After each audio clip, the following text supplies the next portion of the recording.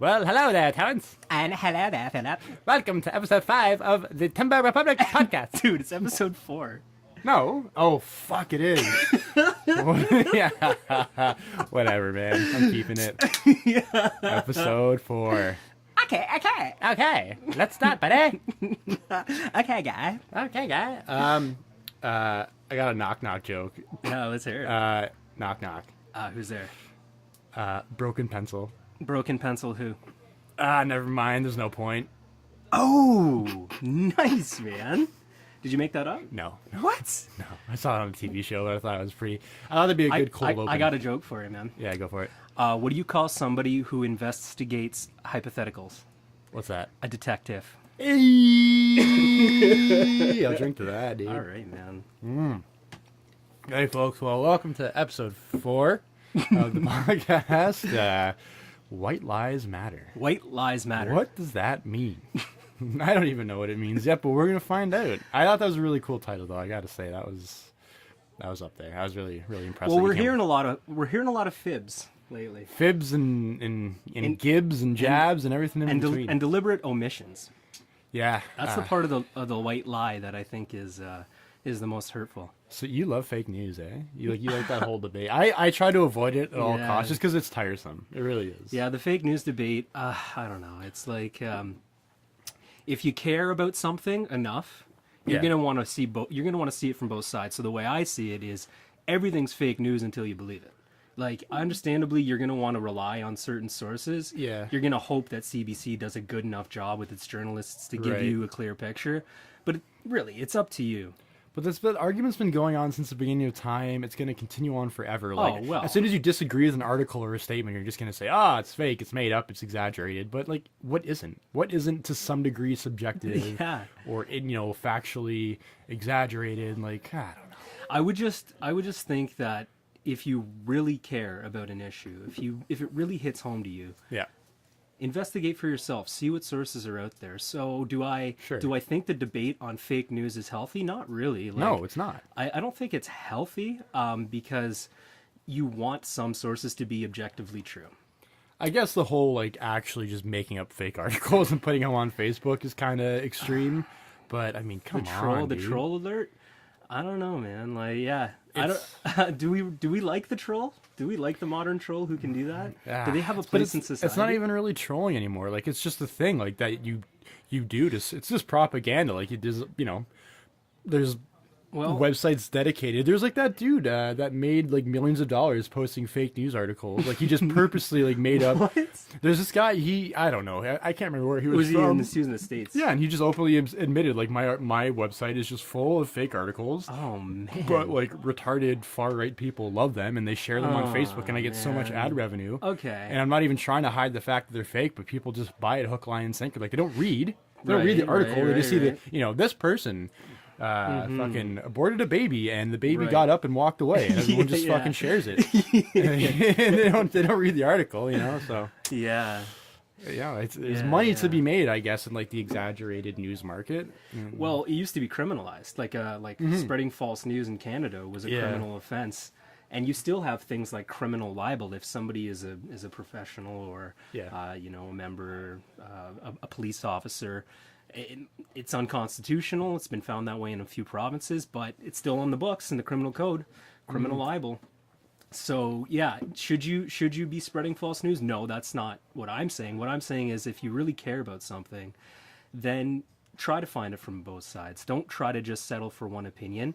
See who's actually a dissenting opinion on that point and see what merit they have. Because if you can completely disagree with a dissenting point of view, then you're either a bigot or you haven't researched a point deep enough.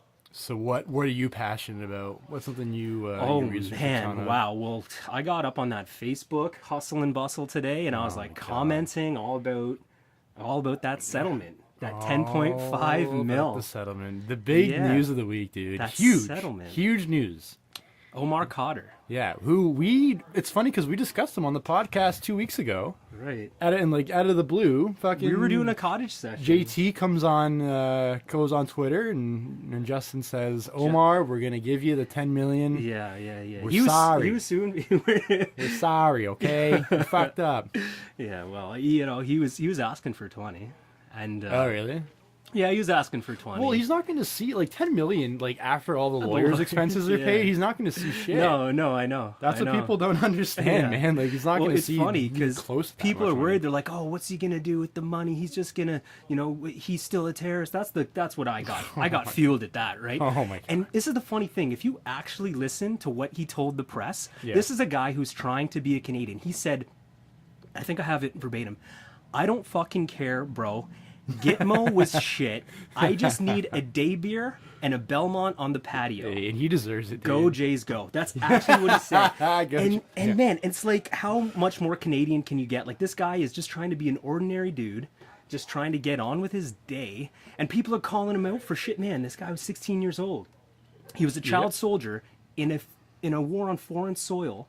Okay, and he comes back to Canada, and people are still trying to ream this guy out. Man, he lost his eye. He got shattered in his shoulder. Like, this guy's life will not be the same. Well, that's the thing, too. He just had surgery last week for that soldier. It was like a 19-hour surgery, and that's from an injury that occurred during the firefight when he was 15 years old, and that's how like neglected and just torn, or like torn to shreds. This man has been physically and emotionally. Yeah, no, he's had his point, vindicate. Like, he's had the point of his wrongful imprisonment vindicated now through a settlement. Yeah.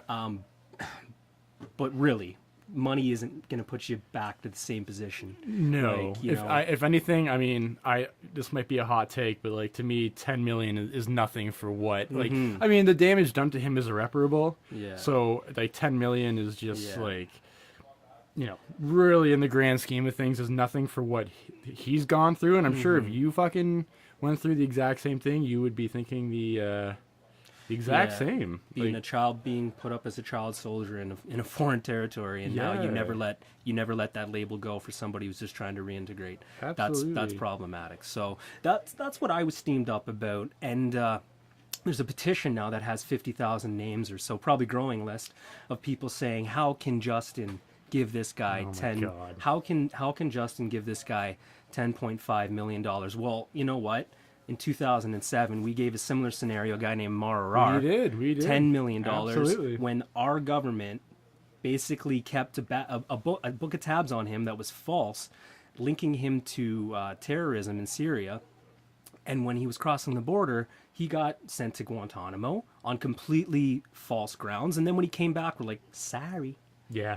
Well, that's the thing. He's like, Justin Trudeau is just trying to make up fucking like the damages that the conservative government like brought upon themselves. So you can bitch and moan about him costing us $10 million in taxpayer money, which is really not that much in the grand scheme of life. No. But all he's doing is fucking covering for the fucking abysmal conservative government that we had for straight up fucking forever. I had this really good like tweet chain. Like, well, that's what people do. They go on Twitter and they chain together like 15 different tweets and tell a story. I hate that. It is actually super, super fucking pretentious, but in this case, I actually really, really liked it. No, it was about Omar Khadr, but like, I guess just kind of clearing the air about a lot of things people don't realize about the case, because again, like we said before, people don't fucking read. They don't actually read the articles, and I mean, we're all guilty of it, right? I think there's a lot of specifications that that we don't realize. Somebody else was saying today about how obviously he grew up in a culture that was very militant, and how can we support somebody now in Canada who grew up in a culture that was anti-Western, was one of the comments. And I sort of responded with this, and I said, look, okay, you don't have to be an angel to get compensation when the law does you dirty. Yeah. He got done dirty. He was done dirty. He was very done dirty. Okay. And for 10 years he sat in Guantanamo until they eventually charged him with what he confessed to under duress. And obviously the circumstances there were very sketchy. Well, I found the thing, actually. You want me to read it out? Man. Sorry, I don't mean to cut you off. No, fire. It's actually, it's by Michelle Shepard, who is like the Toronto Star's national security reporter. So rather credible person that's been covering this forever. First of all, actually, I'm just reading her last tweet, or her last article about the fact, and he actually spent $5 million in legal fees. There you go. So right away, like, you know, you can bitch and moan about, but those legal fees are a direct result of the conservative government. So you can be mad at Omar Khadr and Justin Trudeau, but at the end of the day, if they would have just, you know, I guess, what's the term I'm looking for? Brought him back to Canada back when he was 15 instead of letting him rot in Gitmo. We wouldn't have any of this. Okay, so it's a pretty long tweet chain, but I thought she clears up a lot of important pieces to the story. So, number one, he is a Canadian citizen, and I think that's one thing people don't seem to realize. That he was born in Toronto. So he was 15, like you said, when he was shot and captured in Afghanistan by the U.S. forces in July 2002. Unfortunately, the American soldier, his name is Sergeant Christopher Spear, was fatally wounded. But I mean, what happened was that a live grenade was thrown at Mr. Khadr, and he, like any human being would do, threw it away. Like, I mean, again, you know, it's not as cut and dry as he's an angry brown dude that killed a white man. It's very, you know, totally it's a gray area. Before 9/11, it was not considered a war crime to kill a soldier in conflict. The U.S. enacted a new law, which is using Guantanamo. So he was really the first, the guinea pig of the Patriot Act. Fuck. So he was actually the first. Did not even realize exactly that. Right. He was he was the guinea pig of the Patriot Act, which pretty much gave the United States government like unlimited power to detain. And as long as it was a suspected terrorist, there was nothing they couldn't do in pursuit of this person, like in terms of their privacy, in terms of their well-being, in terms of detaining them. Like and still today, you can be just detained for being suspected of terrorist activities. Khadr is the only captive the Pentagon has prosecuted with murder in violation of the laws of war. Case is also historic as the only juvenile prosecuted for war crimes. Beforehand, child soldiers were considered like a matter of rehabilitation over retribution. So you weren't a child soldier, and that makes sense to me. Like a child soldier is essentially doing it against their will, right? Like there's no way a 14-year-old... You're brought up in a structure. You're not making that autonomous decision. You're not making that autonomous decision. There's no way at that age that there isn't an influencer above your presence presence you know, and that is the case because his parent, like his dad, was very active. In the Al Qaeda. Omar was quite simply being born in Canada and able to speak English, acting as a translator. This is another one too. 3 times the Supreme Court of Canada ruled in favor of Khadr and condemned the Canadian government for flouting his rights as a citizen. But what did we do? We let him rot. I still to this day don't know why. I guess it's just because Stephen Harper was buddy with that's exactly my the Republicans in the U.S. and didn't want to. It's that political game where the Supreme Court can't really say, okay, we need you in every circumstance to try to repatriate or bring somebody back home who's been charged abroad. Right. They can't make a government do that. But what they can say is your complete denial of procedural fairness in this situation is worth, vindicating and compensating. So here we are. Like the guy, when was he was brought back? He spent 2 years in a jail in Canada after he pled guilty to charges. Right. Yeah. And then that's right. And then that was the plea deal. And so he's back in Canada, and finally, I guess this is the last of his legal bouts, as far as I know. Here's hoping. Well, the funny thing is, I was just going to mention that another point that Michelle brings up is that his Guantanamo guilty plea is being appealed in Washington court. So I don't know if he directly has to be involved with that because he accepted a plea deal. Well, he said under duress. Under duress, because it was that, or he could possibly be held there for the rest of his life indefinitely, which is possible. She says right here that is a possibility in Gitmo. There's no trial, and also I didn't know this too. There's evidence that there was someone else alive in the compound, so it's not even. It's still to this day debated whether or not he threw it. Yeah. He was just like at the end of the day, this is a man that was just. There was a mysterious report that first said the grenade that actually killed that American officer, whatever his name was, was thrown by a middle-aged man, and then and then it was like 10 years later when they wanted to charge him with something, they found a completely different copy of the events that day. Yeah. And the American government never even tried to come clean about why they had two different copies of the event that day. No. Well, at the end of the day, he's not, I was going to say a man. He's a kid that was in the wrong place at the wrong time, was bound and tortured in Gitmo for, 15 years. His name continuously dragged through the mud. I mean, it still is. That's the problem, is it's still being dragged through the mud. It's like, when are we going to... Oh, it'll never stop. Well, man. It'll never fucking stop. But I mean, that's what the $10 million is for. People are getting so fucking hung up over the monetary value of this, apology. But like, there's so many things, so many aspects of the story that are shady as fuck, up for debate, and a child in a man's life was ruined because the fucktard conservatives use him as a gift, I guess, to the Republican government at the time, and he just became a shut up over there. I'm trying to record a podcast, okay? All right, listeners, we got to explain the ambient noise is Post Malone. Congratulations. Yeah, that's a great song. And what I need to say is we're recording from the Tiki Hut. Yeah. Right now, okay, at Chez Doris. Yeah, we're at the Tiki Hut, which is a beautiful hut that we spent many formative years hanging out in your backyard. Yeah. Yeah, I had my first kiss here. What was his name? Your dad. Hey! Oh, man. Yeah, I kissed your dad. All right. He's not better than your dad. Yeah, my dad's a great kisser. This is, man, fuck off, dude. Okay, so... Khadr. But the one thing, I guess, ultimately, what I just fucking hate, like, why can't we just collectively as Canadians be happy for once that there's some sort of like retribution for this human being? Like, why but the vast majority of comments on this story, if you read on Facebook or any other, fucktard publication, is, well, why wasn't the money given to the troops? Why don't the troops get $10 million? Yeah. Well, you're fucking retarded.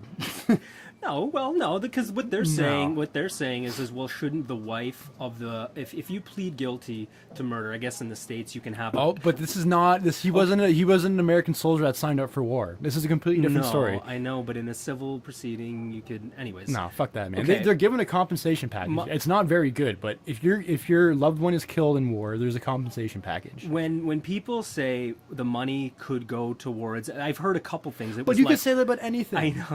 I know, but they're saying like, well, what if Canada wasn't even liable? Like, what if Canada had decided we're going to go all the way to? I know you're right. The court already ruled 3 times that. If Canada continued to imprison him in Gitmo, then we should really look ourselves collectively in the fucking mirror and say, what are we doing? Like, that's what I mean. Why can't we just collectively be sorry?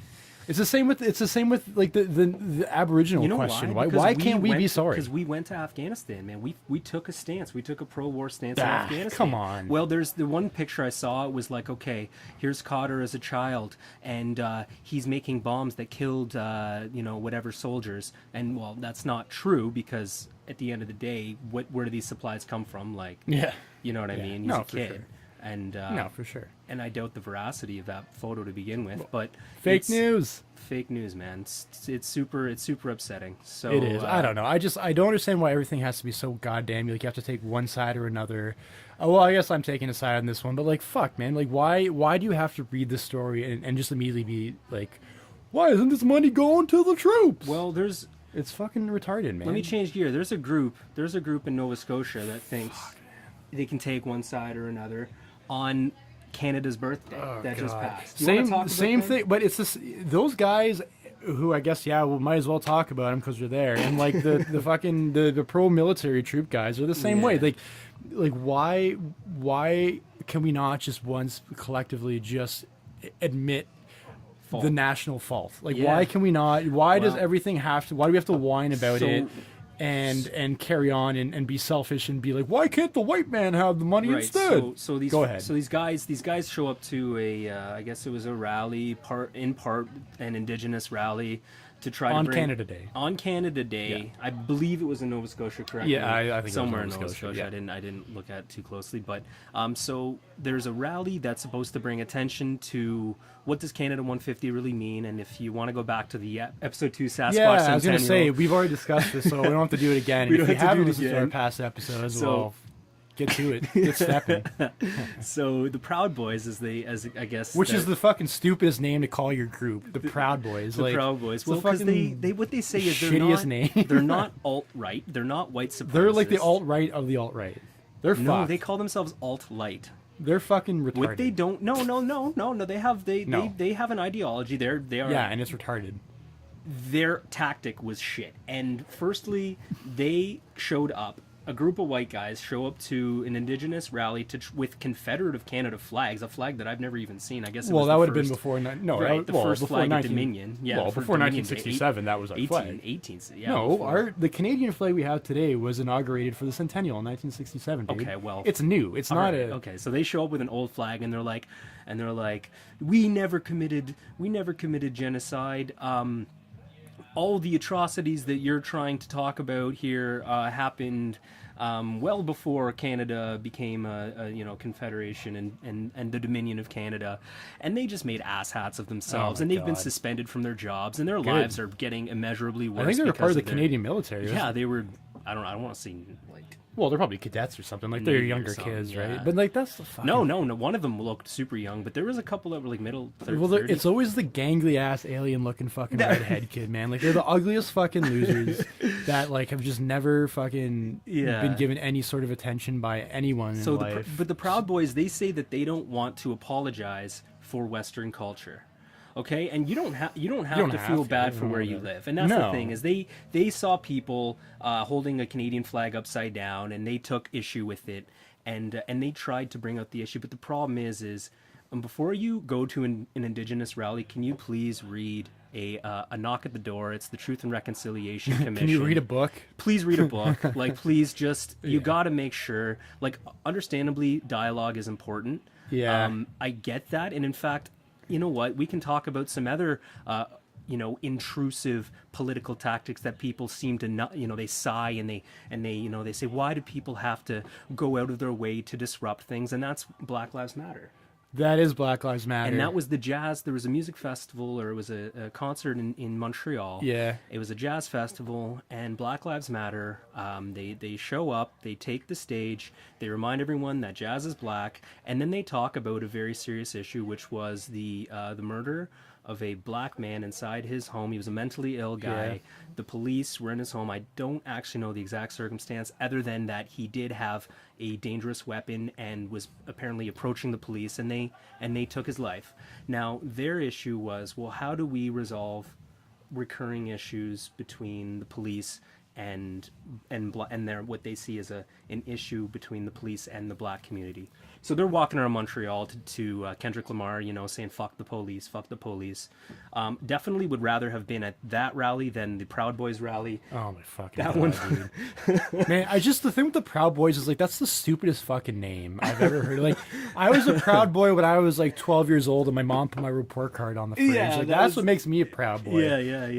They're so fucking. So stupid. you're saying the fact that they adhere to a belief system which you apparently, according to Wikipedia, they I'm pulling up right now. Yeah. this is good. Actually, no. When I saw the Proud Boys Wikipedia page, that actually kind of made me want to join the gang because they got some. They have some really cool. That's right. Really cool beliefs here. Very So cool. they're Western Fraternal Organization, which is right away a red flag. So no girls allowed in our organization. Yeah. Problem one. Problem one, men who refuse to apologize for creating the modern world.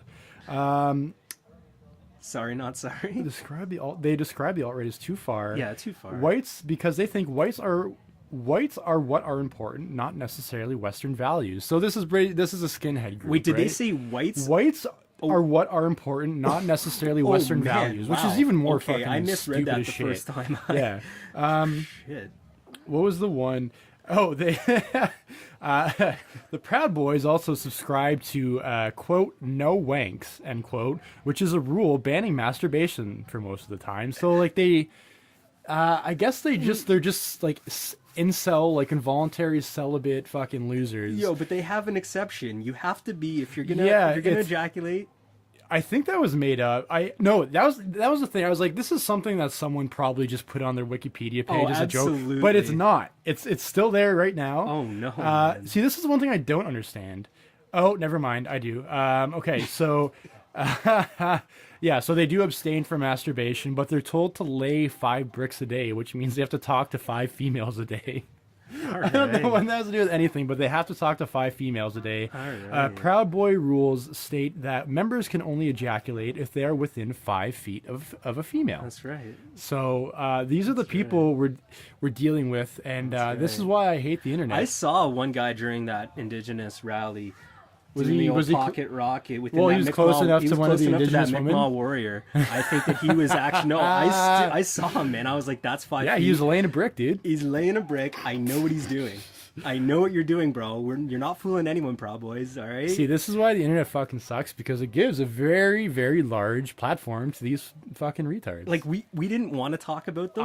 I think giving them any attention is bad. Like I was against talking about it, but it did tie in well to what I want to talk about them simply because they lost their jobs from this. Good. They're fucking. They're suspended I don't know if it's like indefinitely or without. It's probably with pay, but they're suspended because the statement from some sergeant was like they do not represent the values of the army. Anything, not even just the army, of Canada in general. Like, they're just so ass-hat backwards. I'm sorry that some people have yet to come to grips with historical fact.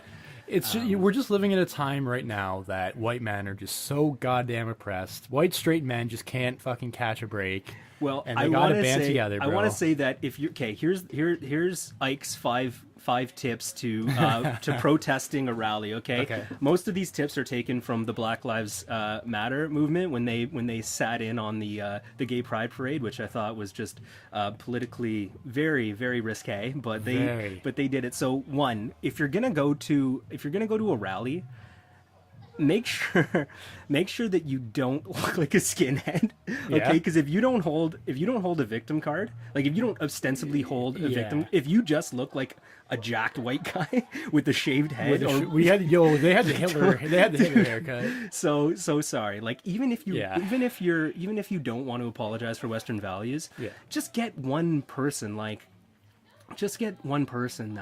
isn't necessarily, consistent with a new Aryan fucking movement, okay?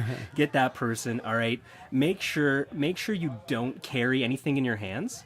Do not have anything in your hands. Just go up and talk to people, because you're not going to lose your jobs if you just go up and talk to people. Well, they were pretty civil about it. It was tense. It wasn't civil. That's maybe not the right word. It was civil to the extent that no punches were thrown. Yeah. All they said is, we don't want you. They said, you are Canadian, respect your country. That was the thing that cracked me up, was I couldn't really hear what they were saying. Like, it wasn't the video, just the sound didn't pick up. But like the one guy just kept on repeating over and over again. He's like, what does the nationality on your passport say? Yeah, what is the nationality on your passport say? So bad. Your arguments are garbage. Fucking kidding me? Your arguments are garbage. Jesus Christ. So yeah, 3, research. Like, just if you're gonna have a political vision, like, at least know what you're up against. Like, when Black Lives Matter sat in on the Gay Pride Parade last year, what they said was they had a couple talking points. They said, well, actually, Gay Pride, don't sell out to the state.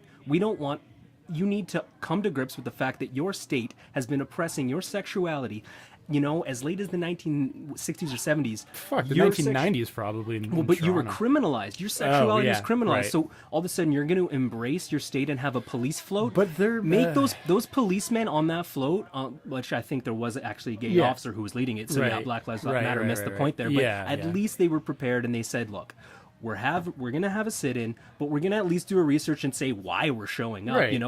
As simple as, okay, we're gonna protest jazz because jazz is black. Don't listen to our music unless you recognize the fact that black culture has given you something valuable. Which is a fair point, right? So that's what And if you're gonna be political, okay, then at least have some point. Man, that just the one thing I was gonna say is like that the whole sit-in at the Pride parade. I thought I see both sides of that argument. Just because I agree with Black Lives Matters asking the gay community what they wanted to be aware of the history of the oppression of the state, but also tying back to what we were talking about before. There's also clearly by the gay community an attempt to repair that relationship with the state. So what what's both like both are right. Both are right. You know what I mean? Like I don't think we need everything doesn't have to be politicized to one opinion or the other. Why can we not have both? Yeah. Why can we not have both? Well, I think they wanted more. They want more from their state, and I think that's. Which is a fair, it's a fair, it's request, fair because right? And a lot of people who are super radical on the left are going to say, yeah, a police float, way to tokenize our identities, way to tokenize the fact that the state supports us when you're not doing enough to support us. So that was the dialogue they want to have. Yeah, I don't know. I think I'm on point 4 of Ike's You're on point 4. Political tactics. Yeah, go for it, dude. Okay, I don't know, man. I don't know. Listen to the anti-PC culture. You have to understand when people get flamed up, usually they're really smart people who are anti-PC. So what's his name? Jordan Peterson. He's a professor at U of T. Oh yeah. So this guy is actually the 32nd highest ranked Patreon. Yeah, he's making more money now than he did before. He's making more money since he came out and said, I'm not going to use gender neutral pronouns at U of T, and a bunch of people freaked out. This guy is earning from his Patreon alone, not including whatever research grants plus his his whatever he makes as a professor. This guy's making over $50,000 a month. Man, we gotta from start Patreon. We got to start that Patreon. We gotta start that shit, dude. But what the point I'm trying to make is, you know what? Yeah, there are people who are pissed off on both sides, and right now there are a lot of pissed off white people. Jordan Peterson's one of them. He's the same guy. He's like, don't fap, anti-wank, lay 5 bricks, probably 6 bricks. That guy's a looker. But no, seriously. So here's a guy who's making a shitload of money from disaffected people. And I don't think the people who support Jordan Peterson identify as right-wing necessarily. I just think they're tired. Yeah. I just think they're tired. Well, that's what all of these, like the Proud Boys, they're finding disenfranchised, angry white males, which is whatever. The alt-right in the United States, like that's Trumpism, basically, right? Like that's right. It's the wave. It's the a la mode political wave to combat PC culture. Currently, yes. I hate both sides of the fucking discussion. I just think like today's world, like the right wing, like the far right is retarded. The far left are right. Far left or well, I mean, I consider myself more leftist than anything. I just find there's a lot of fucking pussies on the left. Like there's like when the Republican like in when like the Republican office in New Hampshire or whatever burnt down, and then the Democrats like opened up a Patreon to raise money. It's for them, for the Republicans to rebuild their office. And I'm like, don't be a pussy, man. These are the Republicans that. Like it was during like the Trump campaign. Like why they're promoting nothing but like hatred and bigotry. Why are we giving them money? Like you don't have to kill everyone with kindness. Like have some stones to you, bud. Mm-hmm. You gotta have some stones, and that's the thing too. And number 5, really though, is you gotta still be brave. Like I understand that there are people you gotta be brave because it's not easy. You know, there are a lot of people who you can label as being, you know, a zealot and just off the rocker. At the end of the day, you can still respect people who are brave for raising opinions because every once in a while that kernel of truth, okay, sifts out the bag of Jiffy Pop. Yeah. Cook that up on the flame, taste it. But add a little bit of salt. My argument to that is like just because we have free speech and the Canadian Constitution does not allow free speech, right? Like if your free speech is so radical that it's harmful. Oh, Canada does not have a good record. What do you mean? That's a what I mean is that free speech is out of compared to the States. Yeah, yes, in Canada, but free speech is a harmful thing in the States because a dude like fucking Milo. So Canada's more strict, but in the States, people, You don't think that's a good thing? Like, to me, free speech isn't a great thing because it allows guys like Milo, that crazy fucking alt-right dude in the States, to just go around to college campuses and preach like attack your local gay man, or disrespect your local black man. Like and then he can do it under the guise of free speech. Whereas the Canadian Constitution doesn't allow that. Like if it's a harmful you got to prove vocabulary in Canada, you just got to prove that it's part of the artistic concept, the artistic package. But if you at least there is in theory there are. We just hold our community standards a little bit higher. We do. That's the we thing, absolutely is we just do, hold man. people to their community standards. Absolutely. Great case, Keegstra. Guy wants to talk about some anti-homophobia, and all he's saying is, "Oh, well, I'm just quoting the Bible," and then the community's like, "Yeah, but the Bible still got some fucked up shit in it, man. You can't just run around your community and be like, kill them all." That's true. We don't really have that culture of even like campus religious extremism. Like the guys that come, the Bible thumpers that come and like yell at kids as they're walking by to class. You ain't got no stuff. pancake mix. Yeah, like we don't really have that in No, Canada. we have the abortion people for sure. Do they? Yeah, Do they people in Canada? travel. I've people never come really to seen Canada them. just to protest. I mean, from I don't. the I campuses want to I've been say. to. I want to say that I've never seen a full blown picture of an aborted fetus. Oh, on a I campus. definitely have, dude. On a campus? Oh, Yeah. yeah, maybe. Yeah, I don't know. I honestly think though, the thing is with most universities now is that it has to be vetted before any piece of literature can be posted. Yeah, like the university has a the process. student union has to approve it first, and if right. it's not That's stamped, right. it'll just get taken down. So that's a topic for another day, I think. Actually, speaking of fetuses, the first baby in Canada was born. And this is the first time in Canada, in BC, that a baby was given a gender neutral health card or birth card. Of course, it was BC. Yeah, it was BC. BC moved. No, BC moves on its family law and things like that. Absolutely. So, but the reasoning of the parent was, well, I want my child to be able to, when they start to develop sexually, to choose for themselves what kind of gender. And she said, looking at the body parts isn't enough to say whether I'm going to raise them male or female. I'm not going to say no to that one. Like, why not? It's a fair argument. Well, right. So then you have parents who are starting to see this, and then you have children. Like I just watched this video of her name's Lactatia. She's a 7-year-old tranny, and her parents. So yeah, on your spare time, if you're like me and you got nothing else to do, watch some 7-year-old trannies on the catwalk, because Lactatia, a lactating. Yeah, Lactatia. So anyways, that's a good name. I like that. So her parents look like they got nothing better to do than to raise somebody who's fucking totally out there. So good for them. Is that a tranny kid or just a gender fluid kid? I just think it's just this kid is probably really funny. He's probably just an actor at his heart, and he's finding a community that's completely open, and he's learning to vogue, and he's like, there's no way a 7-year-old is consciously making that decision. He's just mom and dad are telling you, if you wear this and say this, people will give you attention. And like I got mad photos of myself wearing tutus and shit as a kid.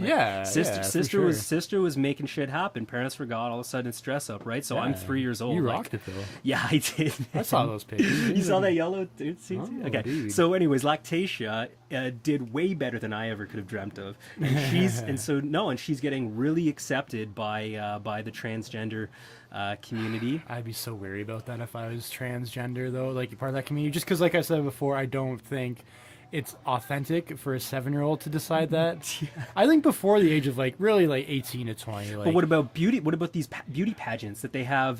Same ages. Is that not the same concept? I think it's identical. All of a sudden, you're saying, "Here's your sexuality. We're gonna slot you in to some sexuality, and let's dress you up." Because a kid doesn't know. You could throw whatever. Some kids are raised Hab fans. How fucked up are they? Yeah, exactly. Some kids are. Yeah, and what's the difference? There's no difference between sports fandom and sexuality. Right. That's what this podcast is trying to get through to you people. That's right. So if you're gonna raise your kid, just some kind of sport. What if you're like, I will not tell my child what sports to like until they come of age to decide. I'm sure parents have done that before. Yeah, right. It doesn't even sound that crazy when I say it. No, it does. Oh man, my parents made me do karate and shit when I was a kid, and I hated that. Mm-hmm. So maybe my parents should have been sports fluid. Sports fluid. Well, you gotta do something, right? That's the thing. If you don't let if you're like, I'm going to let my child sit in a room, I'm not going to instruct them at all on these points or topics until they ask me questions. Right. Okay, But then, even then, when they're asking questions, you're going to have an answer that's going to guide them in one way or another. White lives matter. White lives matter. Oh, because fuck, dude. White lives matter because Whoa, if you say... Way to bring it back. Because if you say, well, honey, I believe in Santa. Okay, when actually Santa is just your best buddy, your neighbor's drunk dad dressing up and coming to your elementary school, right? Yeah. And Hey, kids. Yeah. right? You want to smoke? So my mom believes in that. Like, that's fucked up. Like, that guy's a wreck. But if you really want to indoctrinate a child for something that you as a parent think is right, then you know what? You're probably going to do it right. Like, I think lactacious parents are probably going to do it right. I mean, I don't know What if... do you mean do it right? Like, okay, if you're going to go... It's like that movie Tropic Thunder, right? Yeah. Right? You got to just go... Sometimes you got to go full retard, right? You got to do it. They're saying you never do it, but I'm saying with parenting, if you're really committed, no matter how you spin it, if you're like, you know what? Totally, we're going to raise the coolest transgender kid ever, they're probably going to kill it. Really, they're probably going to kill it. Unless it goes sour. Unless it goes truly sour. But I don't know, lactation. It could definitely go sour, man. The thing is, the kid can. What if the kid grows up and discovers he's not transgender, or he or she is not transgender? I got a story for you, right? Go for it. Okay, so this Orthodox Jewish boy, Okay. his bris goes horribly wrong. The rabbi bites off the whole dick. So now, shit. So no, but seriously, this is a story of a kid who had a botched circumcision. The doc goes, okay, well, what are we going to do? And this was kind of the time we're like, okay, well, we can just do hormone therapy. Why don't you raise the boy as a girl? Okay. We're not going to tell him. So obviously, puberty hits. The daughter comes home and it's whatever, she's 17 and she's all like, Mom, what the fuck? I can't get any dick at school. None of the boys will touch me. What's wrong? They keep saying that my pussy looks like a mutilated dick. And they're like, honey, that's because it is. So all of a sudden, this child who was raised a girl spirals into a web of depression, ultimately commits suicide. And all I'm thinking in the back of my mind when I read this story was, what if the dad had been like, son, we're going to get you the shiniest metallic blue cock to rock throughout school. We're going to raise you a guy. Because I think ostensibly they cut off his nuts too. Because they're like, okay, well, we lost the dick. Yeah, we're going to take the nuts. Okay, keep the nuts.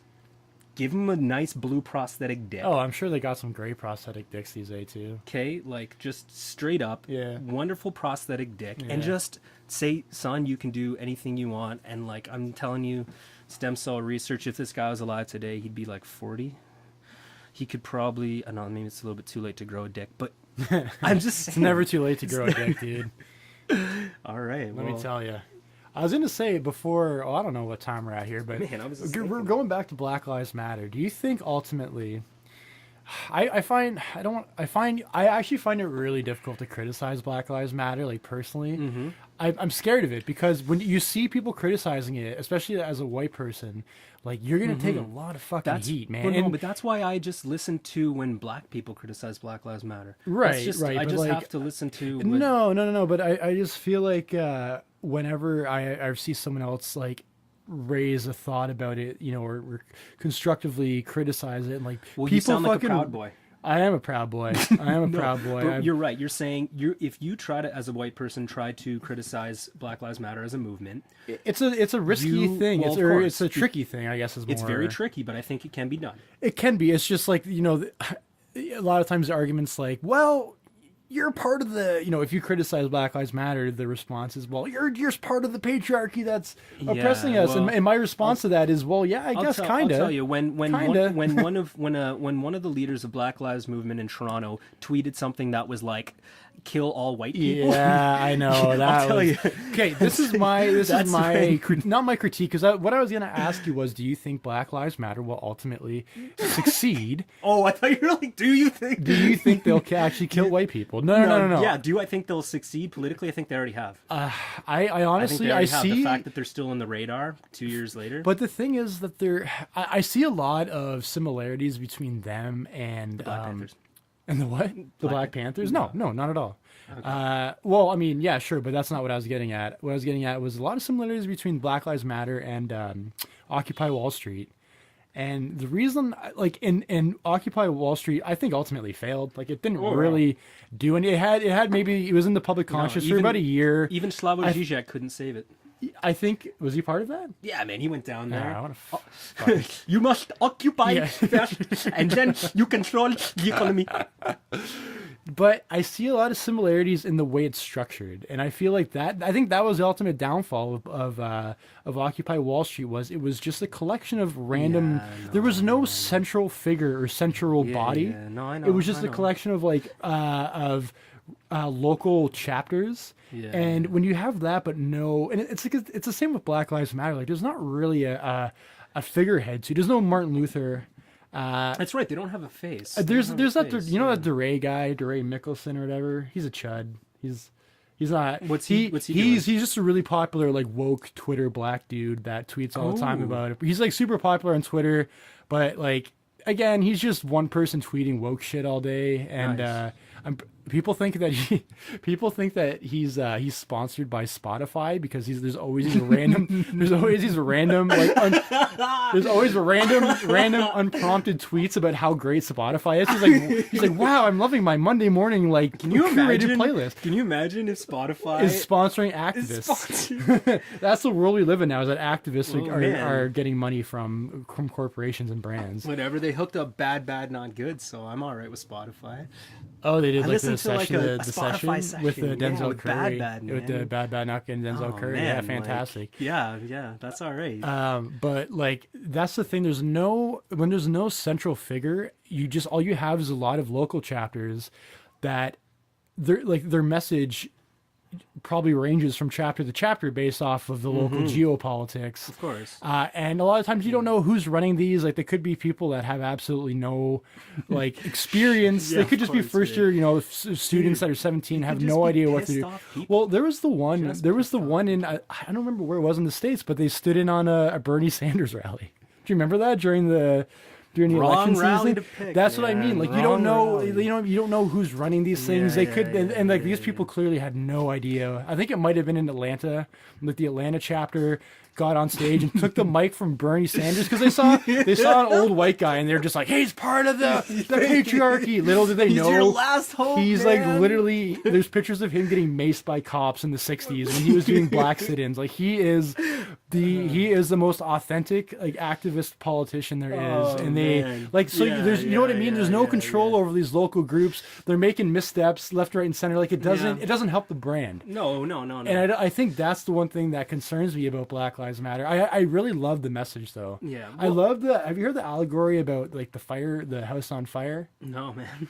Well, like, I heard this in a Macklemore song, which is fucking hilarious because Macklemore's the worst. But I actually thought this was a really neat allegory. It wasn't him actually saying it. He sampled some politician making a speech about Black Lives Matter, and I always think this is a good retort to those fucking All Lives Matter retards that.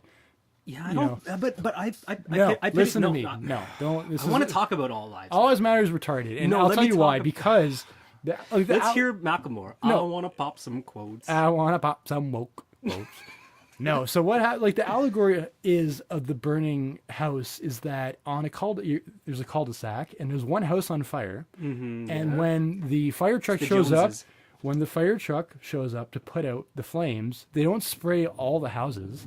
They spray the house that's on fire. Shit. So when you say all lives matter and that all lives matter or like all lives are important, well, I mean, they're not really, because the Black Lives are more important in 2017 because they're the house on fire. They're the group that's like that needs the water, that needs like the resources and help from the community. When people sigh, they're like, "Oh no, another Black Lives Matter sit-in." I'm like, man, don't get pissed off at activism. Yeah, you would have been the people in the 50s being like, why can't they just sit at the back? Yeah, why can't they just drink out of the fountain? Yeah, that's for them. Yeah, like, no, you got to remember, like, these are people who, for all intents and purposes, are doing things in public spaces. Like when they crash your son's bar mitzvah, get at us, okay? Let us know if they've actually substantially interfered with your day, because I'm pretty sure right now they're just trying to get a message out. Yeah. Like is that not a sweet allegory though? Like, does that not exactly encapsulate what the meaning of Black Lives Matter is? To me,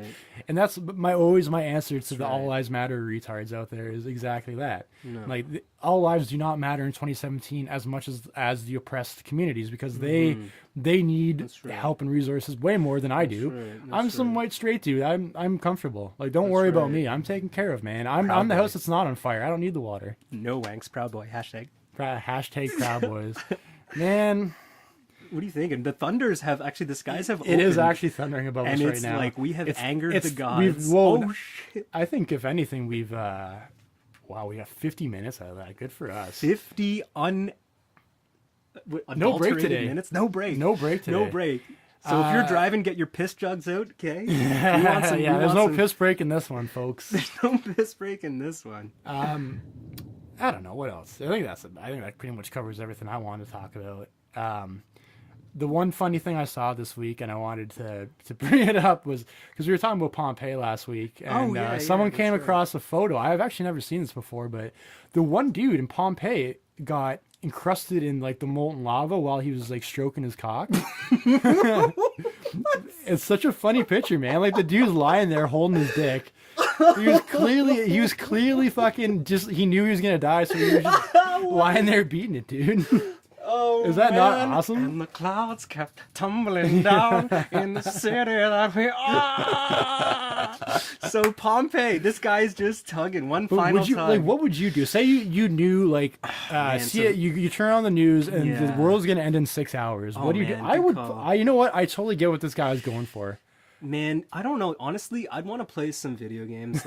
No, really, I'd throw on some, like, I don't have a next gen system. Like, I'm kind of dated, but I would want to actually throw on NBA Hang Time and just hit a couple trays, be the halftime leader one last time, and just, you know what, just get player of the game and add to my attributes, you know, like boost my stats. Like that's what I love about that, because I could live in virtual reality one last time, but I wouldn't want to live in my reality. Yeah. And I guess masturbation is you're just living in a reality where you're it's a great reality. Not your own. He's having his petite mort or whatever it's called right before his actual death. Man, I read a fucking sick article about they call it the useless class, like what's going to happen to when, obviously we all talk about robots are taking over, but it made a great argument how virtual reality and video games will be the new antidote. Like, it was religion for a long time, but society has a very vested interest in keeping people playing video games, because you're going to have... Oh, it keeps the proletariat... Exactly. Imagine a minimum living wage. This was the argument of the article. We will not have jobs for people very soon, like 20, 30 years. No, like the concept of a job, I think, is... The concept of a job is decaying. Is decaying rapidly. A whole brick and mortar, punch the clock, show up to your office, that is decaying very rapidly. Yeah. So what are we going to do with all these people who are at home all the time if we don't give them a second life? You know, like, you know, Dwight's second life. Like, even as deep as that. Like, you have to have a way to keep the proletariat pacified. Yeah. And the article went on to say basically that religion won't suffice. We all have, you know, podcasts like Timber Republic where we can, you know, air our views and open, you know, in an open, frank discussion. Yeah. We need video games. So yeah, to Pompeii, keep the man down. Pompeii's happening. You know what? I might still pull out my dink, okay? But one last wank that would never hurt you. That's right. That's right. Man, you know what? I totally get with that guy. Like, I'm fucking. I'm going on. Where you and I was fucking. I'm just I'm going on Facebook and I'm just throwing out feelers. I'm just putting it like, yo, anyone down for one last fuck? Like, yo, that would be crazy, man.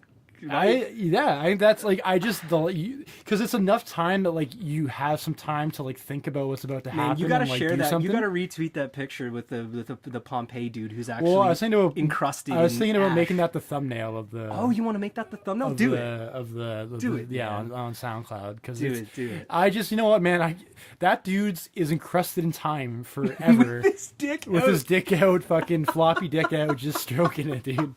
You will never find. Oh, dude, I respect that guy so much. A better death scene, man. That's crazy. Although, like, you know, if they find you, right, and I like if I'm sitting with like a controller in my hand, that's Yeah. all right. I'd be okay with that. All right. Like, Yeah, you know, gunt out, like, and, you know, whatever. Fucking NBA hang time still NBA playing on yeah, the it's screen. still playing because that N64 is not dying, No, baby. no, those babies don't It's die. not, it's not dying. I got this blue controller. It's like mint. And I've gone through so many like Mario Party. What's that game where you got to circle you the just button? gotta beat the you gotta shit out of your circle the controller button to- because you have the shy guys on the side throwing coconuts at you while you're paddling your canoe down the river, right? So I'm hammering away on this joystick, brand new. I'm hammering away. Face me in Smash Bros. You know I play Link. Oh, I'm gonna be hammering away on None my of this joystick, four let me stock tell you. life bullshit. I like items. Let me make my joke. I'm going to be hammering away on my joystick. Thank you. I didn't want to. Let's go. Let's call. Yeah, it actually is thundering like crazy outside, and we're in a Tiki Hut surrounded by electronics. So we're gonna pack it up. I'm gonna pack it up right now. All right. Yeah. So I guess the moral of today's story is don't indoctrinate your children. If a live grade's thrown at you, make sure to toss it away from the U.S. Marine and back towards your family. yeah. And Omar Khadr, the invitation's still out there, dude. If you want to come on the podcast, Timber Republic needs you. We know you're not on any podcasts. No, yet. you've never even heard of a podcast before until like last year, so it's still a new concept to you. Like, That's get right. up on That's right. on us. We'll kick it old school, dude. Kick it old school, man. All right, let's go. Bye bye. Bye.